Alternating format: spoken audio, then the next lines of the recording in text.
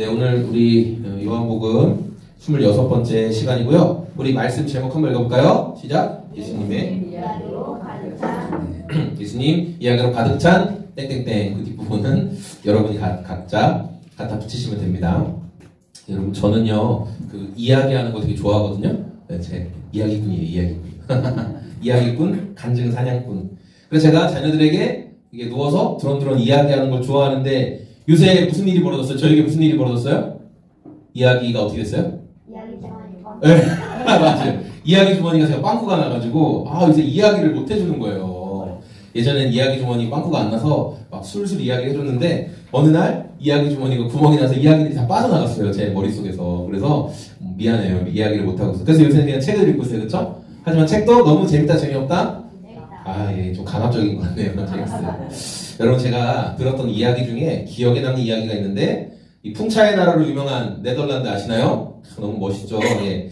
이 네덜란드란 나라가 대부분의 그 지면이 바다보다 아래에 있어요. 그쪽 아시죠? 그래서 여기는 뚝을 쌓아서, 땅이 조금 있으면 거기 뚝을 쌓아서 물을 이렇게 빼서 그쪽을 땅으로 사용하는 곳인데, 그래서 이 풍차가 그 물을 끌어올리는 역할을 했던 그런 아주 기술력이죠. 그래서 풍차가 곳곳에 굉장히 많은 거예요. 자, 이 이야기 한번 들었는지 생각해보세요. 자, 그런데 어느 날 한 소년이 길을 가다가 뚝에서 물이 떨어지는 소리를 듣기 시작한 거예요. 소년이 소리가 나는 데로 가보니까 뚝에 작은 구멍이 있었어요. 그래서 소년이 바닷물이 조금씩 새어 들어오는 것을 보고 뭘로 막았을까요? 손가락으로 뚝을 탁 막았어요. 그런데 시간이 지나서 점점 구멍이 커지더니 주먹으로, 그 다음엔 팔 전체를 집어넣어서 그 쏟아져 나오는 물을 막았어요. 자, 그런데 공교롭게도 거기에 지나다니는 사람이 있었을까요? 없었을까요? 맞아. 있었으면 좋았었는데 아무도 안 지나가는 거예요. 그래서 하루 종일 소년이 팔로 그 구멍을 막고 있었다가 추위에 떨고 밤을 지새우게 되었고, 며칠 뒤에 이 소년이 그 상태로 발견되었어요. 죽은 모습으로 발견되었다. 여러분, 이런 이야기 들어보신 분 있으신가요? 한번 살짝 손을 들어서. 역시 이거 너무 옛날 이야기가 나오네요. 이거 다 어른들은 알고 있지만 못 들었어요? 그러니까 부산 쪽엔 또 안 됐나 보네. 오른쪽에. 못 들어보셨어요, 진짜? 그러니까요. 여러분은 좀 아니에요. 반공 교육을 안 봐서 그래요. 이게 약간 그거랑 연결되거든요. 자, 이게 뭐냐. 자, 굉장히 숭고하고 감동적인 이야기인데, 좀 다 들어봤을 줄 알았는데 저만 들어봤네요. 예, 충청도에 들려줬었나봐요. 자, 근데 이 이야기가 사실은 소설이었대요. 이게 미국에서 그냥 만들어진 어떤 소설책 안에, 그 책 안에 또 등장하는, 소설 안에서 어떤 소설로 등장하는 그런 내용이었어요. 그런데 이 내용이 워낙 유명해져가지고 미국인들이 네덜란드에 관광을 가서 그 소년이 막았던 뚝이 어딨냐고 막 찾는 거예요. 우리 그 이야기 들었는데 너무 감동적이었다. 공동체를 위해 그렇게 희생하다니 그 뚝이 어디냐. 그래서 네덜란드 관광청에서 뭐 어떡하지 하다가 어떤 일을 벌였냐, 동상을 만들어버렸어요. 여기다. 그래서 오늘은 여러분, 다음 세대를 위해 희생하는 어떤 사람들을, 젊은이들을 존경한다, 뭐 그런 의미로 이런 동상까지 만들었대요. 자, 여러분, 이 이야기는 꾸며낸 이야기지만 그 메시지가 주는 건 있죠. 교훈은 있어요. 보잘것없는 소년의 그 선행과 행동으로 많은 사람들이 생명을 구했다, 살았다, 그런 내용들이 담겨 있어요. 자, 오늘 우리가 함께 읽은 말씀, 여기 보면 예수님께서 수가라는 성에서 살고 있는 사마리아 여인을 만난 이야기의 결론 부분이에요. 결론 부분. 우리가 그동안 몇 주 동안 계속 이 말씀을 살펴보고 있는데, 자, 이 사마리아 여인이 예수님을 처음 이제 만났을 때, 예수님 만나려고 온 건 아니죠. 그 여인이 우물가로 나왔던 이유, 그 이유가 뭐였을까요? 여인이 왜 우물가에 나왔죠? 물 뜨려고. 그래서 여인이 우물가로 나올 때 언제 나왔는지 혹시 아세요? 해가 가장 높고 뜨겁고, 그 시간에 사람들이 많이 다녀요, 안 다녀요? 사람들이 많이 안 다니는 시간에 아무도 없겠지라는 생각으로 그 우물가로 갔거든요. 근데 그 우물가에 자신을 기다리고 있는 듯한 한 유대인 남자가 있었어요. 그러면서 이 유대인 남자가 여인에게 말을 걸어왔어요. 그리고 대화가 시작되는데, 처음에 여인과 예수님의 대화는 겉도는 것 같았어요. 서로 어떤 합의점이 없는 것처럼. 그런데 예수님이 이 여인이 숨기고 피하려고 했던 질문을 딱 하기 시작합니다. 그때부터 여인은 이분은 좀 특별한 분이구나 라는 생각을 하기 시작해요.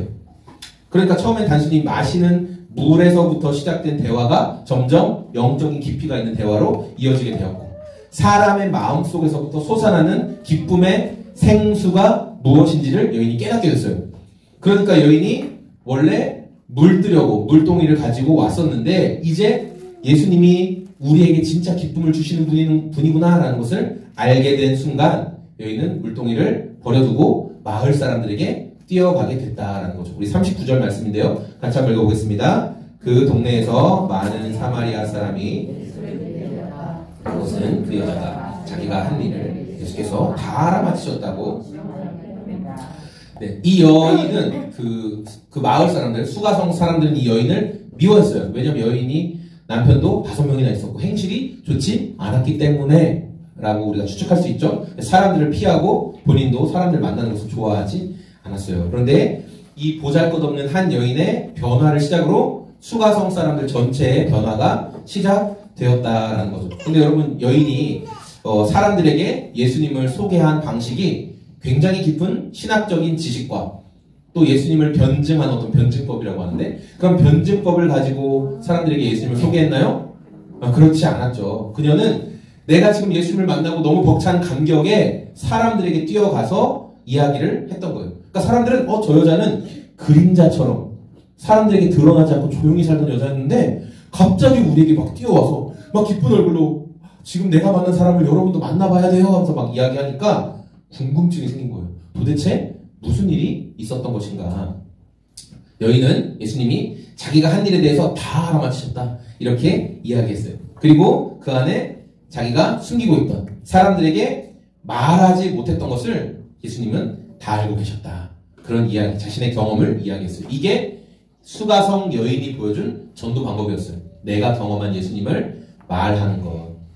여러분, 우리 또한 내가 경험한 예수님, 오늘 나와 함께 하신 예수님을 소개하고 말하는 것이 예수님의 증인으로 살아가는 삶이다라는 것을 여러분 꼭 기억했으면 좋겠어요. 이렇게 변화된 여인의 모습을 통해 많은 마을 사람들이 예수님께 관심을 갖고 예수님을 만나고 싶어서 나왔습니다. 여러분, 우리가 전도를 왜 어려워하고 전도에 대해서 왜 부담스러워 할까요? 제가 자주 이야기했지만 내가 말할 때, 내가 지금 딱 전할 때 내가 큰맘 먹고 내가 너한테 할 말이 있다 이러면서 딱 예수님 말할 때 그 사람이 그 자리에서 바로 영접하고 바로 이번 주부터 교회 갈게 이렇게 하기를 바라기 때문에 전도가 부담이 되는 거예요. 왜냐하면 총을 쏘면 그 한 발로 바로 우리는 해결을 보길 원하기 때문이죠. 근데 그렇게 잘 될까 안 될까요?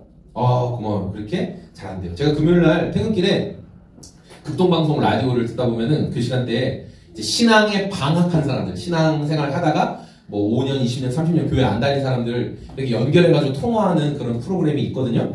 그런데 제가 그 참 신기한 게 그게 일단은 마음의 문을 열기 위해 막 선물을 줘요. 그분들한테. 선물이 막 엄청 많아요. 뭐 연어도 주고 뭐 주얼리도 주고 막 고르라고 해요. 선물을 준 다음에 그 다음에 교회 이제 다니시기에 저희 기도 한번 하자 해서 영접 기도를 같이 하거든요. 제가 되게 신기하게 느낀 게 뭐냐면 대부분의 사람들이 선물 받겠다고 하고 영접 기도 하자고 하면 다 해요.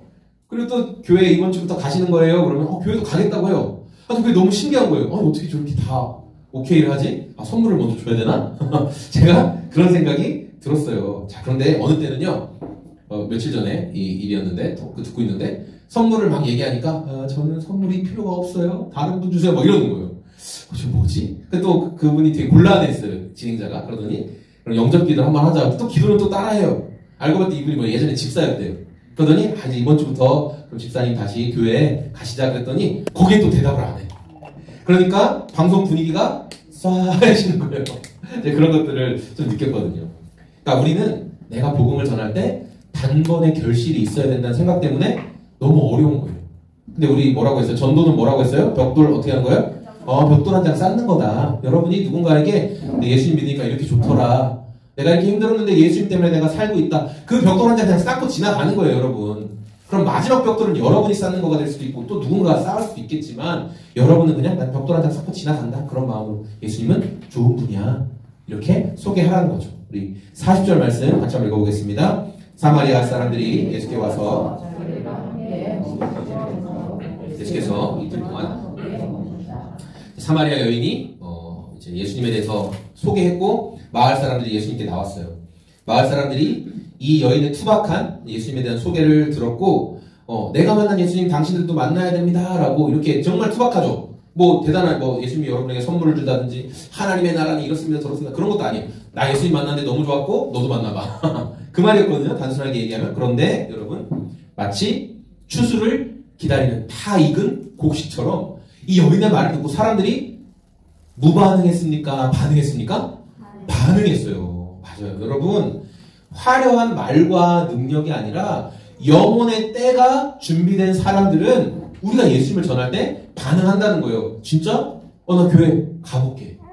아 진짜 예수님 이렇게 좋아? 나 예수님 좀 더 알려줘. 이렇게 이야기를 한다는 거죠. 여러분 우리의 말과 화려한 어떤 수사학적인 그런 표현이 아니라 영혼의 때가 예비된 사람들은 우리가 벽돌 한 장 쌓는 마음으로 지나가다가 예수님 믿고 나는 소망이 생겼어 하고 툭 얹었는데 그게 마지막 벽돌이었던 거예요. 그 사람이 그럼 나도 그 예수님 알고 싶어요. 이렇게 이야기한다는 거죠.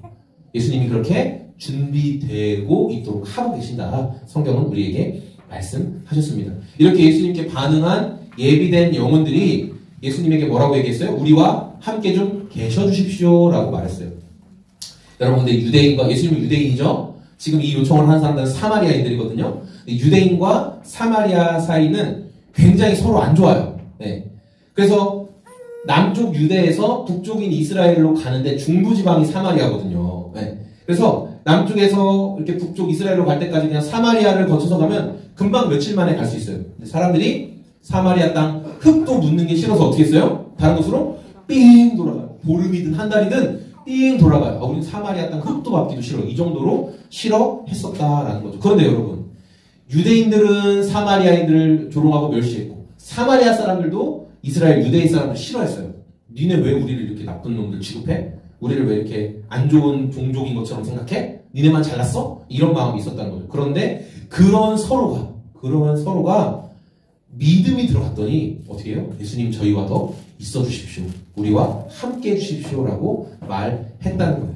이렇게 주님께서 구원을 주시기로 예비된 사람들은 예수님의 말씀에 반응하고 예수님과 함께 머물러 있는 것을 좋아해요. 그래서 여러분 믿음의 공동체는 단순히 한 사람을 교회로 데려오고 거기서 끝내면 안 되고 예수님의 말씀을 더 잘 알아갈 수 있도록 양육을 해야 되는 거예요. 우리가 지금 생명의 살 이렇게 하고 있죠. 그런 것처럼 어떠한 교재로라도 좋으니까 물론 성경이 가장 좋은 교재지만 사람이 예수님을 더 알 수 있도록 삶 공부, 양육을 시켜줘야 되는 거예요. 자, 유대인이었던 예수님이 기존의 관습을 깨고 사마리아 사람들의 요청을 받아들여주시고 이틀 동안 거기에 더 계셔주셨어요. 그러면서 어떤 일이 벌어졌어요? 41절 읽겠습니다. 그래서 예수님이 거기 계시는 동안 예수님이 하나님 나라에 대해서 말씀하셨겠죠. 예수님이 이상한 얘기 안 하셨을 거 아니에요. 그러니까 더 많은 사람들이 이분이 우리가 기다리던 메시아가 맞구나 라고 믿었다는 거죠. 그리고 믿음이 생기니까 이들이 뭐라고 고백했냐면 42절인데 같이 읽어보겠습니다. 그들은 그 여자에게 말하였다. 우리가 믿는 것은 이제 그 말씀을 직접 들어보고 이분이 참으로 세상의 구주이심을 알았기 때문이다. 네. 사람들이 이제 각자의 믿음으로 예수님에 대해서 말하기 시작하는 것을 볼 수 있어요. 여인 당신의 초대 때문에 당신이 예수님에 대해서 소개해서 이분이 믿어진 게 아니라 이분의 말씀을 들었더니 진짜 맞군요 이렇게 고백했다는 거예요. 자, 예수님을 만난 수가성의 사마리아 여인의 변화, 한 사람의 변화에서 시작해서 그 성 전체가 예수님을 아는 변화로 이어졌어요.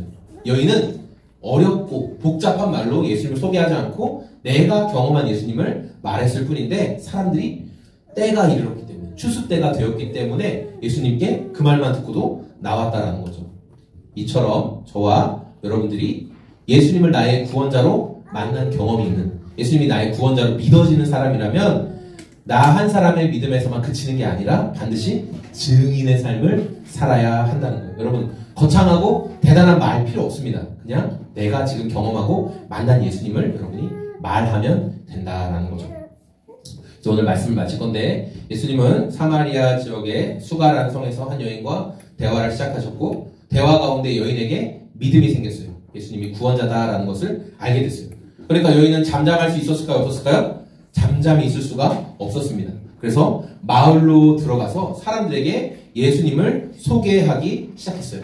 자, 여인의 변화된 모습을 본 마을 사람들이 예수님께 나왔고 그리고 그 사람들은 예수님 말씀을 들으면서 저희와 더 있어 주십시오라고 예수님께 요청을 하죠. 예수님이 이틀간 함께 계시면서 말씀을 깊이 전해주시고 이들은 어떻게 변화됐어요? 예수님이 구원자입니다 이렇게 믿음이 들어간다는 거예요. 자, 예수님을 만난 여인과 마을 사람들의 변화를 보면서 오늘 말씀을 듣고 있는 저와 여러분들에게 제가 질문하고 싶었어요. 자, 여러분은 예수님이 정말 모든 문제에 해답이 되시는 분이라는 것을 여러분 믿으십니까? 우리 그때 지난번에 차 타고 가면서 그거 했던 거 기억나요? 백문일답. 오, 맞아요. 우리의 생명의 근원이 누구십니까? 예수 그리스도. 우리가 먹고 살아야 될 이유가 누구 때문입니까? 예수 그리스도. 그냥 모든 질문의 답은 예수 그리스도. 그게 백문일답이거든요. 여러분, 예수님은 진짜야 라는 체험이 여러분에게 있으십니까? 누구든지 예수님을 만나면 그 사람이 어떤 악한 사람이었을지라도 그 사람이 진짜 예수님을 만나면 반드시 변화될 수 있다라고 여러분 믿고 계십니까? 여러분, 그런 믿음을 여러분이 지금 속으로 맞아, 난 그렇게 믿고 있어, 그렇게 말했다면 여러분 삶의 이야기는 지금 무엇으로 가득한지 한번 점검해 보셨으면 좋겠어요. 오늘 우리 구리에서 형제 자매들이 왔어요. 너무 고마워요. 여러분 축하합니다. 구리 아파트가 엄청 오르겠어요. 그렇죠? 난리가 났어요. 지금 우리 또 서현 자매는 구리에 안 사놨는데 뭐 화가 났죠. 예. 난 남양주인데 막 이러면서 거기도 뭐 똑같겠죠. 어쨌든 자, 여러분의 대화가 와, 우리 아파트 무리에서라도 살았는데 이제 엄청 오를 것 같아. 또 우리 자녀들이 어떤 학원에 다녀야 성적을 더 잘 받을 수 있을까? 어떤 사업에 투자를 할까? 요즘 2차전지가 또 다시 불이 들어온다는데 어떤 종목에 내가 2차전지를 투자를 할까? LMF 뭐 이런 거 해야 되나? 뭐 이러면서 여러분이 갔다 온 맛있는 맛집, 식당에 대해서는 입에 침이 마르도록 막 이야기할 수 있는데 정작 여러분의 지금 삶의 주제 속에서 예수님이 빠져있다면, 내가 경험하고 있는 예수님에 대해서 내가 언제 말해봤더라? 내가 지금 경험한 예수님에 대해서 누군가에게 언제 소개해봤더라? 여러분, 그런 생각이 들고 있다면 오늘 말씀을 통해서 우리 삶의 방향을 한번 점검해 봐야 한다는 거예요. 오늘 저와 여러분들의 대화 속에서 예수님이 우리 유은이를 구원해 주시고 사랑해 주시고 함께 하신다는 그 고백, 제가 이 말씀 준비하면서 이런 생각이 들었거든요. 이렇게 아마 자녀를 물끄러미 쳐다본 적이 있죠. 그걸 제가 예전에 되게 이야기 많이 했죠. 아기가 잠들면 천국이 임한다고. 물끄러미 보면은 그 눈동자, 귀, 코 모양, 머리카락 하나하나 가만히 보고 있으면 사람이 이건 못 만든다. 이건 사람이 이렇게 만들 수 없다는 생각 진짜 많이 하게 되거든요. 그리고 이 못된 성격과 사람을 만들 수 없다. 이 이기적인들이 사람이 못 만든다. 그런 생각이 들어요. 넌 정말 다른 어떤 존재구나. 넌 정말 어떤 특별한 존재구나. 닮긴 했지만, 부모와 닮긴 했지만 넌 어떤 독립된 진짜 존재구나라는 걸 막 알게 되거든요. 그러니까 그 예수님, 그렇게 나에게 생명을 주시고 나를 어떤 새로운 한 존재로 만들어주신 그 예수님을 여러분의 삶의 모든 영역에서 발견하고 자꾸만 이야기해야 되는 거예요. 육아를 하면서 진짜 이 아이의 이런 모습을 보면서 난 예수님의 인내를 배워 말하는 거예요. 나는 어떤 걸 통해서 나는 일을 하면서 예수님의 어떤 모습을 발견해. 여러분이 계속 예수님을 이야기하고 자랑하는 증인으로 살아가실 수 있기를 오늘 저와 우리 모든 성도님들이 그런 예수님의 증인 되기를 소망하고 권면합니다.